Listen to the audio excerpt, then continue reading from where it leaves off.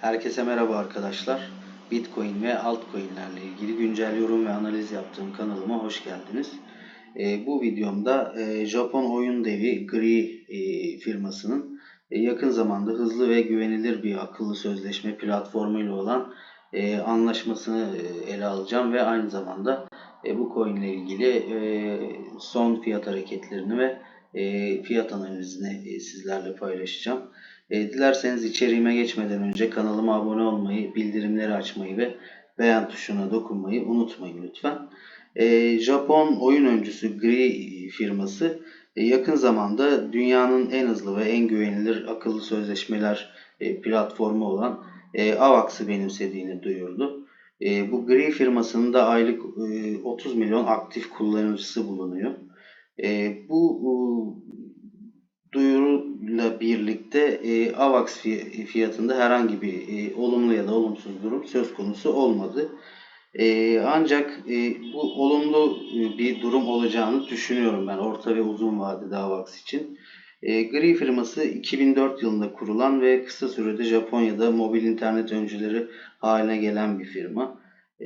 Bu da AVAX'la ilgili yaptığı işbirliğini olumlu bir yani önemli bir duruma getiriyor. AVAX platformunda oyun geliştirmeleri, Metaverse ve NFT gibi alanlarda oyun geliştirmeleri yapmayı amaçlıyorlar. Bir Japon firması olması gayet sağlam bir temel üzerine atıldığını zaten bize gösterir. Aylık 30 milyondan fazla da kullanıcıya sahip olması da önemli bir ayrıntı. AVAX için de orta ve uzun vadede olumlu bir durum olduğunu düşünüyorum bu anlaşmanın. Şimdi AVAX analizine geçelim dilerseniz. AVAX günlük grafiğindeyim.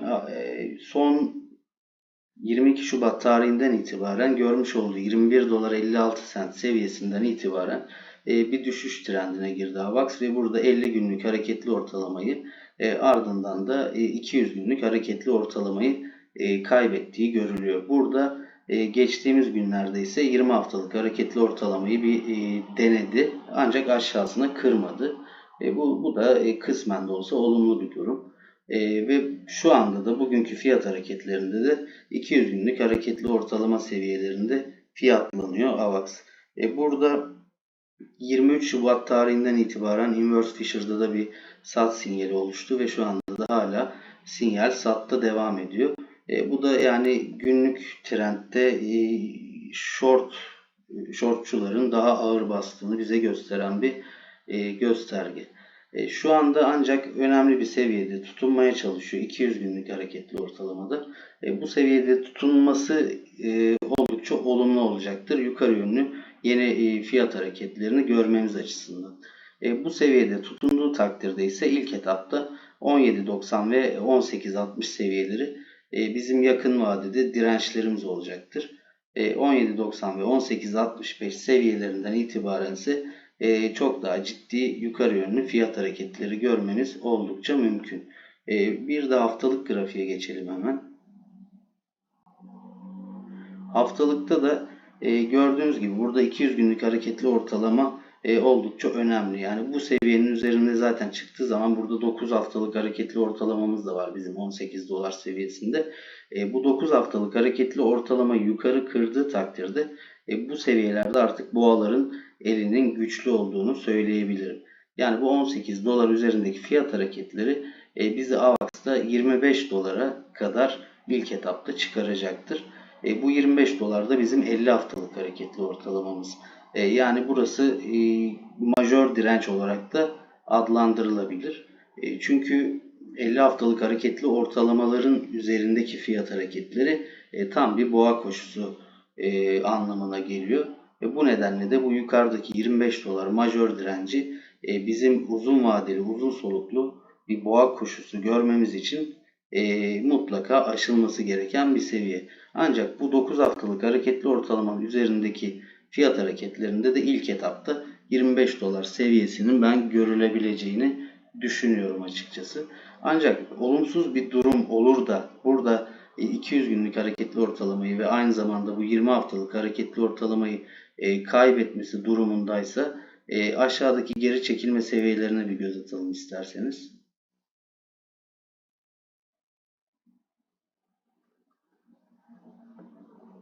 Böyle bir durumda bizim alttaki desteğimiz Fibonacci, ilk etapta Fibonacci 0.786 seviyemiz olan 13 dolar seviyesi var. 13 dolar 16 sent seviyesi.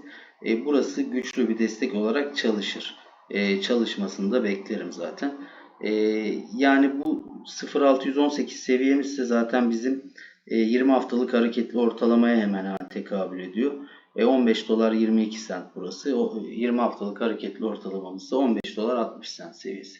Yani burası güçlü bir destek. Ancak bu 15-20, 15-60 seviyeleri kaybedilirse aşağıda yine güçlü bir desteğimiz bulunuyor. Burası da 13 dolar 16 sent seviyesi. Zaten bu seviyeyi artık aşağıya kırmasını istemeyiz. Çünkü bu durumda 10 doların da altına giden bir AVAX görmemiz oldukça muhtemel diye düşünüyorum.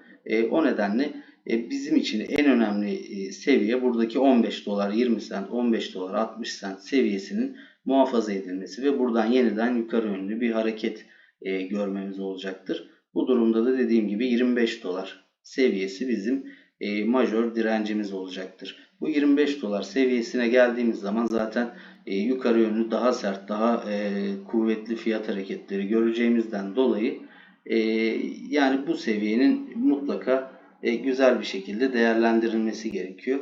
Günlük kapanışlarda, haftalık kapanışlarda bu seviyenin artık destek haline getirilmesi gerekiyor diye düşünüyorum ben. Günlük grafiğe gelelim tekrar. Evet, günlükte de burada yakın dirençlerden bahsedecek olursak da 16 dolar 90 sent seviyesi üzerinde 17 dolar 50 sent seviyemiz var. Bu seviyelerde yakın dirençlerimiz. Buralarda fiyatın ancak çok takılacağını sanmıyorum. Önemli olan bu alttaki seviyelerin korunması olacaktır diye düşünüyorum. 4 saatlik grafiğe gelelim.